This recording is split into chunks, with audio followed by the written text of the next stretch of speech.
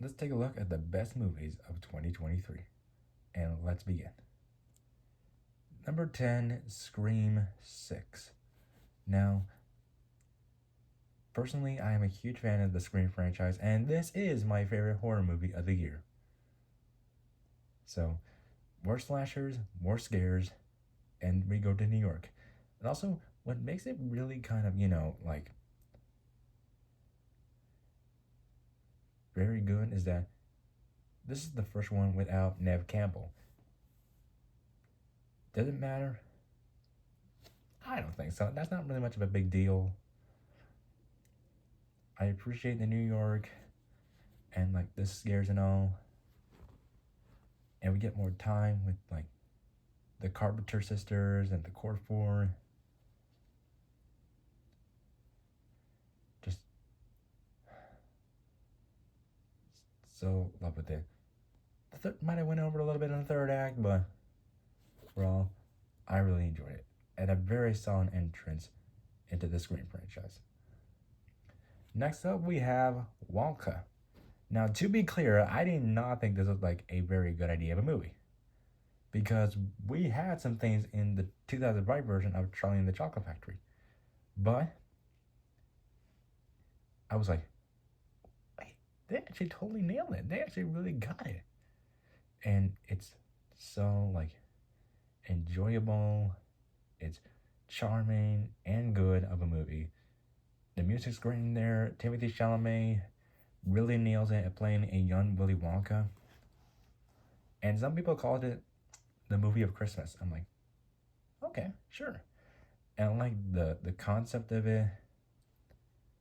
Love the music in there. And who else wouldn't love Timothy Chalamet? So, yeah, this is the one I pretty much would say this was really fantastic, though. Next up, we have Air, a story about Nike, Michael Jordan, and Jordan shoes. Appreciate Ben Affleck's directorial version of this, like storytelling of how Air Jordans first came up with. And you have Matt Damon in there, his good old friend. So yeah, loved it. And probably should be wearing some Air Jordans now. Next up, we have Maestro, Kerrigan, like Karen Mulligan, Bradley Cooper playing the marriage couple, and Bradley Cooper co-writing, producing, and directing this movie, and playing composer, conductor Leonard Bernstein, and actress Felicia Montealegre. I really like the story of it, like the interest of it. And I know there's some criticism about the prosthetic Jewish nose. I'm sure it's not a problem. But I really had some interest about this when I was like, first saw the trailer about it. I think it's just so heartfelt when the emotions come out right towards the end. But I appreciate also like the black and white cinematography. So I obviously say really interesting though.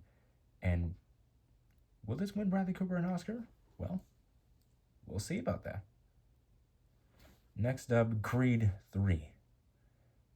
Another entrance into the Rocky Creed franchise without Sylvester Stallone and with Michael B. Jordan directing. Huge fan of like a standalone Creed story. I totally dig it. And I appreciate that there was also a bit of a, like rivalry between Creed and his friend Damien.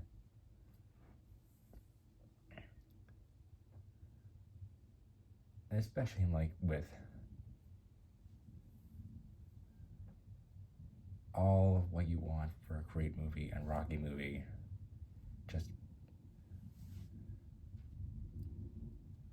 makes it so good. And even better or worse with the whole Jonathan Majors thing, which does kind of makes it age well, which is hard to deal with. But with the death of the mother, really sad about it, was so emotional about it.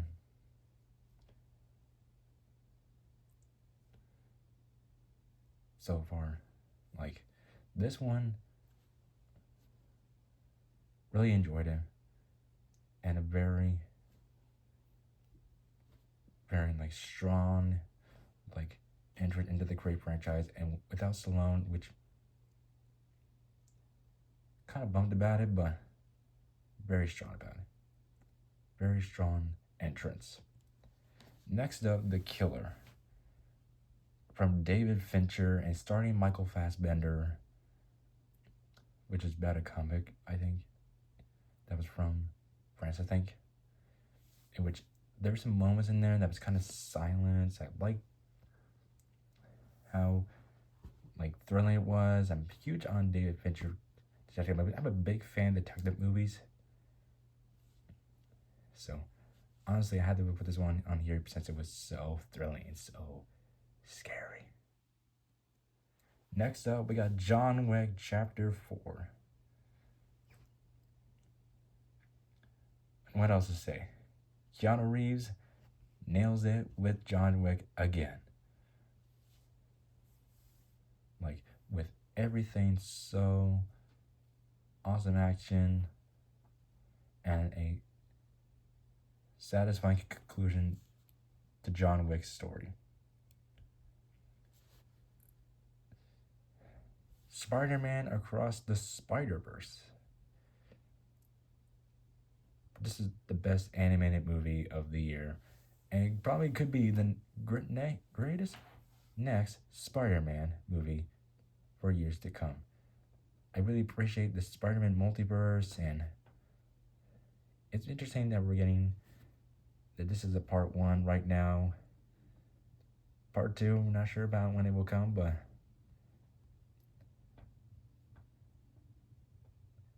even enjoyed like the music album, the songs from the album from the movie. Well, not as great as the first one, but I appreciate like the whole multiverse story and all the Spider-Mans. It's just absolutely great.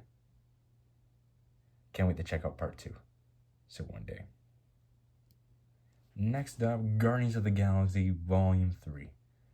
A perfectly satisfying conclusion to our Guardians that captures the right emotions, captures the right tone, and probably one of the best MCU projects that we ever had for a very long time. And in number 1 is Oppenheimer. Christopher Nolan does it again. This time working with Universal and making a true story about Robert Oppenheimer, about the bomb, in which the cast is great. It's so like dramatically incredible, with like the loud sound you hear or the bomb parts, and especially the real true life story of J. Robert Oppenheimer. So this is my personal favorite movie and the best movie of 2023 in my opinion. So without further question, this comes in at number 1. So that's it. That's the best movie of 2023 to me. Tell me, what do you think is the best movie of 2023? And a Happy New Year's to you guys. Take care and Happy New Year's. And get ready for 2024.